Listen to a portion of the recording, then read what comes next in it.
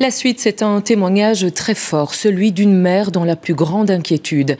La nuit passée, sa fille de 11 ans a été la victime indirecte de tirs à Anderlecht. Une balle a traversé la fenêtre du domicile, des éclats de verre ont touché l'enfant.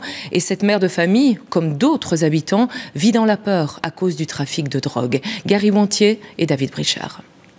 Joanne est une maman sous le choc. Et pour comprendre ce qui lui arrive, il faut regarder la fenêtre brisée de la chambre de ses enfants. Tout s'est passé un peu avant 1 h du matin cette nuit. On dormait et c'est les coups de feu qui nous ont réveillés. Le bruit de la vitre qui s'est brisée, c'est ça qui nous a réveillés. D'où j'ai pu sécuriser les filles et les amener ici, de ce côté du salon.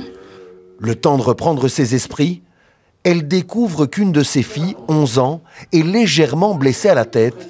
Elle a été touchée par des éclats de verre. Imaginez si l'enfant était debout ou assise dans son lit. Ça l'aurait pris. Dieu merci, elle était couchée, d'où c'est passé. Cette nouvelle fusillade a eu lieu ici, place Alphonse Lemmens à Anderlecht. C'est un point chaud en matière de deal de drogue.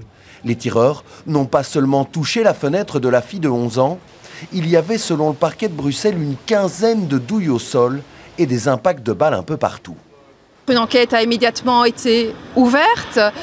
Nous recherchons activement les 2 suspects qui auraient pris la fuite à trottinette pour pouvoir les identifier et les interpeller. Pour le bourgmestre d'Anderlecht, ces fusillades et la lutte entre les gangs de la drogue pour certains territoires dépassent toutes les limites. La preuve, un enfant peut être une victime collatérale. Ces gangs et ces mafias sont vraiment dans leur logique propre d'appropriation du gain. Et donc ils se contrefichent vraiment de tout ce qui se passe autour d'eux. Et c'est ça qui est peut-être le plus inquiétant pour notre vie en commun.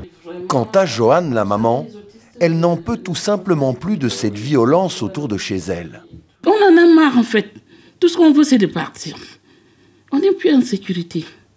Vous voyez, on est même chez nous, les balles viennent nous trouver. Comment on peut être à l'aise? Personne ne peut vivre comme ça. Les fusillades dans la capitale terrorisent certains quartiers. Et si cette fois tout le monde est sain et sauf, il n'est pas sûr que cela le soit encore lors de prochains tirs.